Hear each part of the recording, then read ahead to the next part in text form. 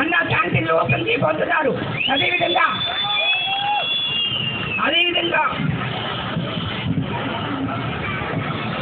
అన్నా క్యాంటీన్లు ఓపెన్ చేయబోతున్నారు. ఇంకా ముస్లిం మైనారిటీ సోదరులకు ఎటువంటి ఆంక్షలు లేకుండా దుల్హన్ పథకం ఇవ్వబోతున్నారు. అదేవిధంగా వాళ్ళకి ఉచిత హజ్ యాత్ర ఏర్పాటు చేయబోతున్నారు. రంజాన్ తోఫా, క్రిస్మస్ కానుక, సంక్రాంతి కానుకలు వంటివి ఇవ్వబోతున్నారు. అదేవిధంగా ఎవరికైతే ఇల్లు లేని నిరుపేదలు ఉన్నారో వాళ్ళందరికీ రూరల్లో అయితే 3 సెంట్లు అంటే 18 అంకణాలు, టౌన్ అర్బన్ లో అయితే 2 సెంట్లు 12 అంకణాలు స్థలం ఇవ్వబోతున్నారు. మంచి మెటీరియల్తో ఇల్లు కట్టిపోతున్నారు. నేను ఇందాక చెప్పినట్టే మన మేనిఫెస్టోలో ఉన్నాయి ఇవన్నీ. ప్రతి ఇంటికి పైప్ లైన్ ద్వారా తాగునీరు అందించబోతున్నారు. కాబట్టి ఇన్ని పథకాలు చంద్రబాబు నాయుడు గారు ఒకవైపు పథకాలు, ఒకవైపు అభివృద్ధి ఇవన్నీ ఇవ్వబోతున్నారు. కాబట్టి తిరిగి మనం తెలుగుదేశం ప్రభుత్వం అధికారంలోకి తెచ్చుకోవాలి. ఓటరు మహాశయులకు అందరికీ, నా సోదరి మనులకు అందరికీ ఒక మాట చెప్తున్నాను. మీరందరూ రేపు ఓటు వేయబోయేటప్పుడు 1 నిమిషం ఆలోచించి ఓటు వేయండి.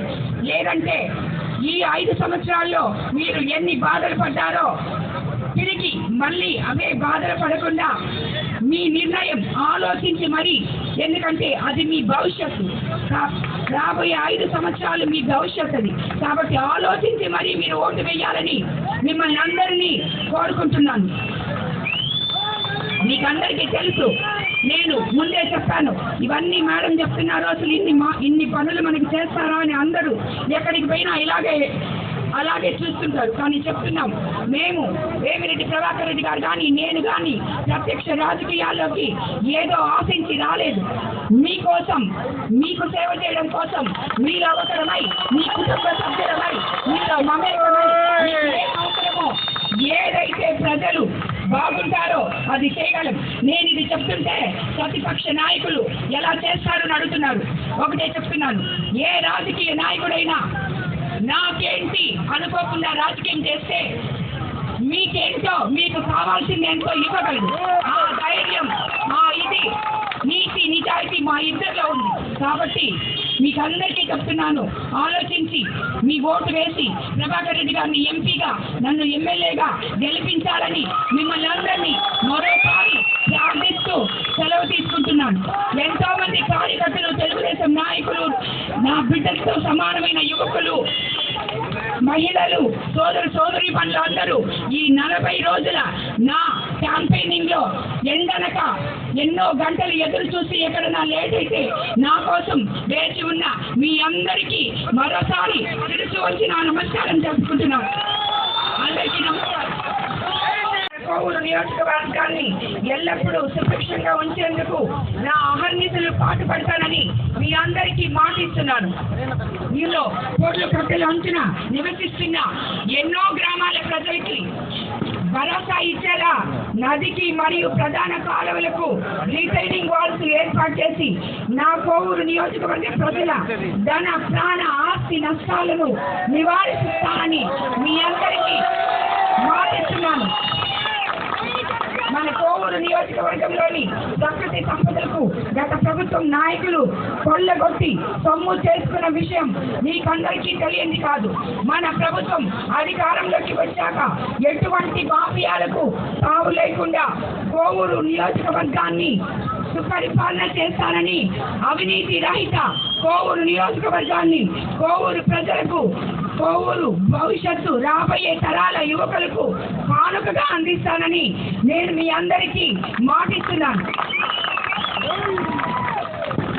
ఎక్కడ ఇబ్బంది లేకుండా నియోజకవర్గ స్థాయిలో అవసరం ఉన్న ప్రతి చోట పారుదలకు కాలువలు, పూడికలు తీపిస్తానని కూడా మీకు అందరికీ మాటిస్తున్నాను.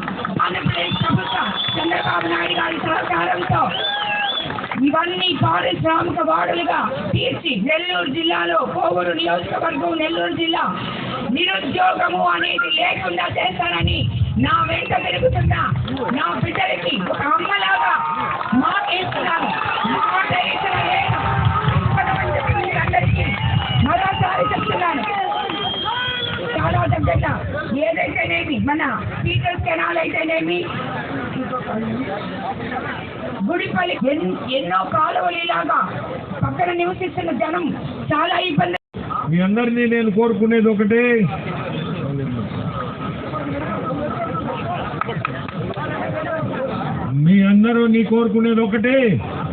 మీకు చెప్పేది ఒకటే, మనము చంద్రబాబు నాయుడు గారిని ముఖ్యమంత్రి చేసుకుంటేనే మీకు అభివృద్ధి ఉండేది ముందుకి.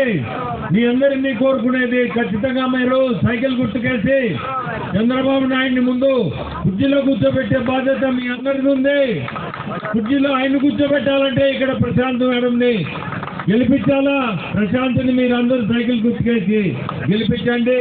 అంటే నన్ను ఎంపీగా మీ అందరినీ కోరుకుంటున్నా సైకిల్ గుర్తుకేసి మీ ఎంపీగా కూడా గెలిపించాలని కోరుకుంటున్నా.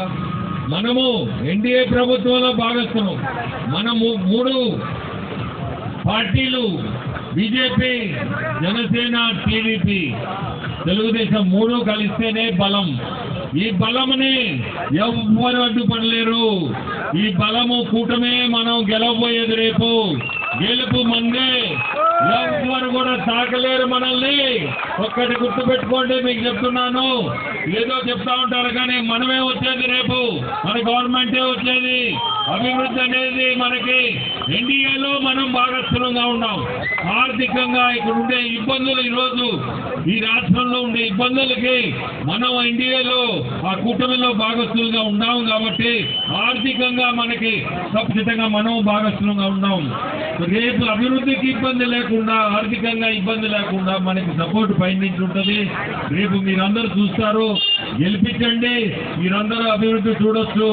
సంక్షేమమే చూస్తున్నారు, అభివృద్ధి కూడా చూడాలా. రెండు జరిగేది తెలుగుదేశం గవర్నమెంట్ వస్తేనే. ఈరోజు ఈ షుగర్ ఫ్యాక్టరీ తరఫున జీతాలు రాక చాలా సంవత్సరాల నుంచి జీతాలు రాలేదని తెలిసింది. ఆ జీతాలు కూడా ఇప్పించే బాధ్యత మాది. ఎవరెవరు జీతాలు రాలేదో కొంతమంది ఫ్యామిలీస్ లో సూసైడ్ కూడా చేసుకున్నారని తెలిసింది. ఖచ్చితంగా ముందు ఆ జీతాలు ఇప్పించే ప్రయత్నం చేసి జీతాలైతే ఇప్పిస్తాం. ఎందుకంటే కొన్ని దగ్గరలు ఇచ్చారు, మన నెల్లూరులోనే ఇవ్వలేదు. అది కూడా ఎందుకు ఇవ్వలేదంటే దాన్ని రియల్ ఎస్టేట్ కింద కన్వర్ట్ చేసుకోవాలని చూశారు. కానీ కోర్టుకు పోయి మన ప్రభుత్వం దాన్ని రియల్ ఎస్టేట్ కింద చేయలేకపోయింది. ఈ రోజు